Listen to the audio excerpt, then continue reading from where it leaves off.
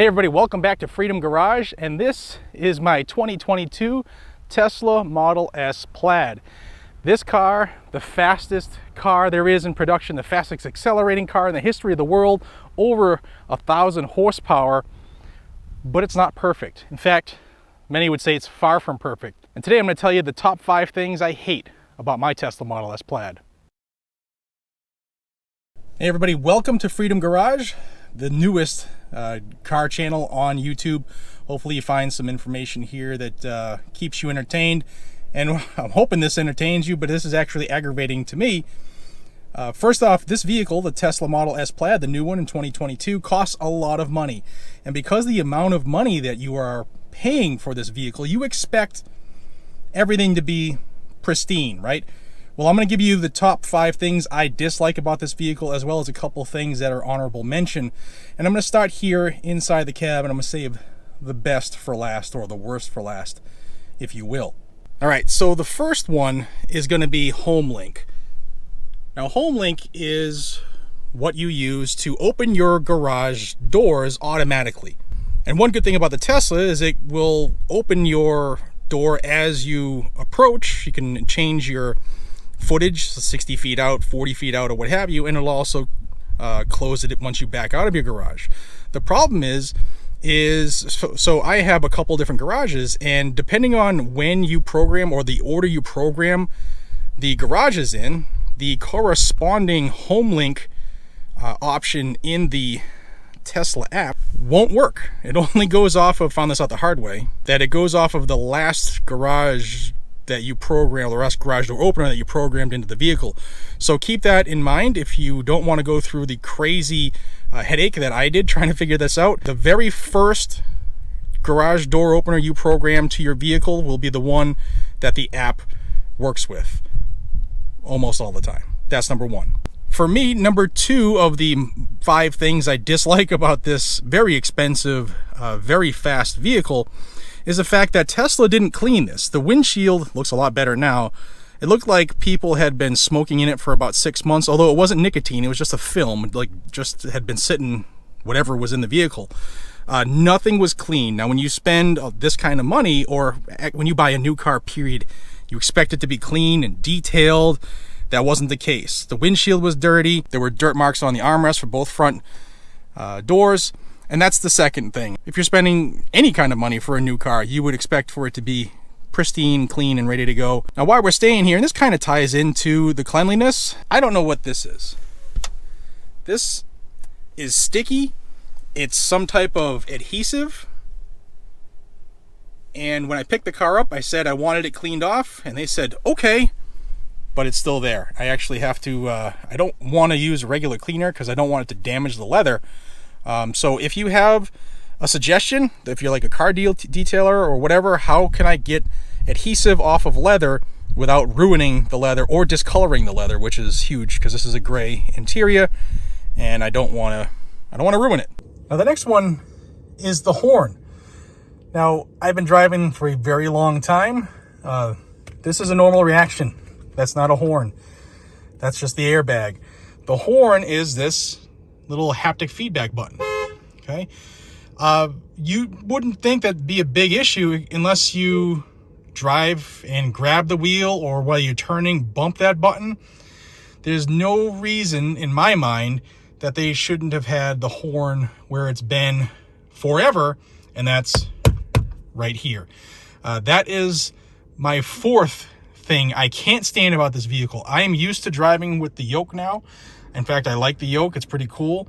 Can't stand that, though. Not at all. Number 4. For number 5, we're going to have to go outside.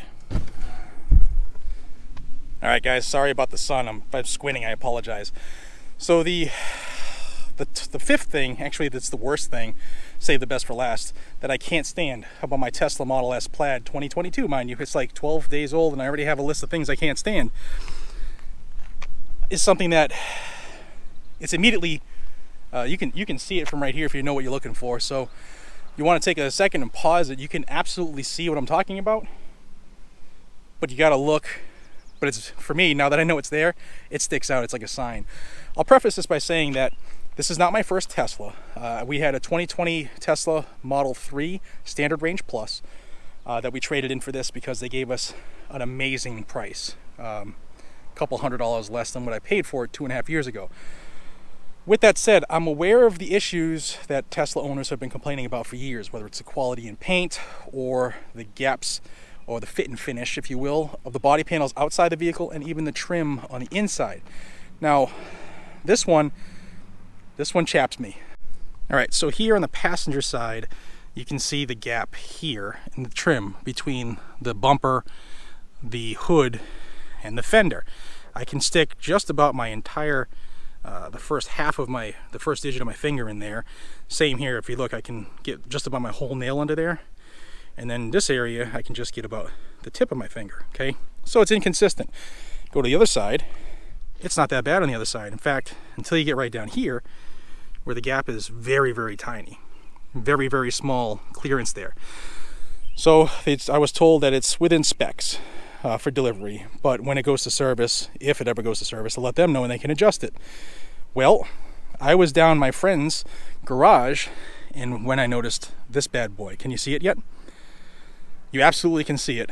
And if you haven't seen it yet, this is what I hate about this car right now. This, let me get the sun. Boom. What you're looking at is where the door, when it opens, rubs against the front fender because the gaps are so small. $100,000 and up to $50,000 for this car, and that happens. So I see that every time I walk to the car. Every time I think about the car, I think of that. Now, will Tesla fix it? They better. We'll preface that. I have a service appointment scheduled for July 20th. It's the first time I could get it in there. I noticed this 5 days after I bought the car, and I bought this car June 30th, 2022. And they couldn't get me in until July 20th. And I've been steaming up until then. Let's go inside and get in the air conditioning.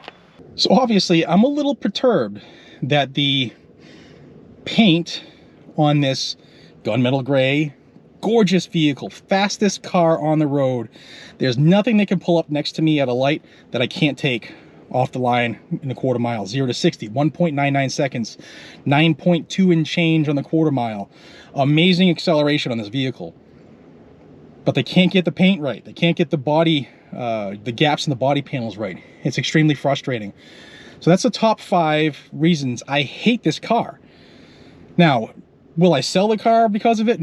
No, because this thing flies. But I will also tell you some honorable mention things that didn't quite make my list because they don't bother me that much, but they're here. They bother me. And the first one we're going to talk about is full self-driving. Again, as a Tesla owner, prior Tesla owner, and I own Teslas because of the pure power, and I'm a technology kind of guy. When I bought full self-driving, when I bought my car in 2020, I figured, hey, at the time it was a lot of money. It was $6,000. Now it's $12,000. And here's the kick in the pants. It's still not out. It's still not out. Yes, it's in beta mode, and a couple, maybe, I think it's like 2,000 drivers have it now in beta mode, but for all the people in the country that have Teslas, that's not a lot. And for the people who paid for it in full, we're a little upset that it's not out. So on this vehicle, while the car does have the full self-driving computer already in it, I did not purchase the full self-driving because it's not out yet. I'm not a big fan of paying for something, thousands of dollars for something that you just can't have yet. Now, Elon Musk has said it's going to be out soon, but you know what? He's been saying that for years. So that is a big detractor of Tesla, but the easy fix is just don't buy it. If you do have a car that has full self-driving capabilities, the computer's already in it, there will be basically a rental version. So if you want to have it for a month, you can rent it for the month, or you can still buy it outright. And the prices continue to increase, yet you don't get it. Like I said, I bought it when it was $6,000, and the week before I bought my car, it was $5,000, and it's made its way up to 12 grand, and it's going to keep going. So that's something to keep in mind. Here's the other thing. We'll do a 1B as far as the honorable mentions. With full self-driving, now I paid $6 grand to have it on my Tesla Model 3 that we traded in, but it doesn't get to go with you. it stays with the vehicle. So that vehicle that I paid for the full self-driving. Whoever buys that car next, it's probably already sold, they have the benefit of that $6,000 because that car is capable. They just have to turn it on. Now, I don't know because I haven't bought one secondhand. This could be a good money-making scheme for Tesla. I had to pay $6 grand to get the computer in and have it turned on. Now, when they buy the car, even though it's capable, do they have to pay 12 grand now to turn it on? So in essence, it was $18,000 between the two owners, if that scenario plays out. If you've bought used Teslas and you know this, please leave a comment down below. And while we're here, I'm going to show you the interior trim. They still haven't figured that out. You can see the gap here. Again, $150,000 car. You can see here the trim kind of goes in, and I had to pull that out just to remind it where it's supposed to be. If you look here, this is all suede. Well, it's not in perfectly. These are all things that Tesla is going to address, but they're enough to infuriate somebody who pays a ton of money for these vehicles. So those are my top gripes about the 2022 Tesla Model S Plaid. What do you think? Do you agree? Do you disagree? Do you have your own, if you happen to have one of these vehicles, or if you've driven one before? Let me know down below in the comments. And if you're new to Freedom Garage, well, it's a brand new channel, so everybody's gonna be new to it. If you could do me a favor and subscribe to the channel and be part of this growing channel going forward. We're gonna have a lot of footage. I've been playing with nice, gorgeous cars for quite a long time. And I'm just gonna start bringing it to you, the viewer. So if you could do me the favor, subscribe down below, hit that like button and share it with everybody you know. And I'll see you in the next one. Take care.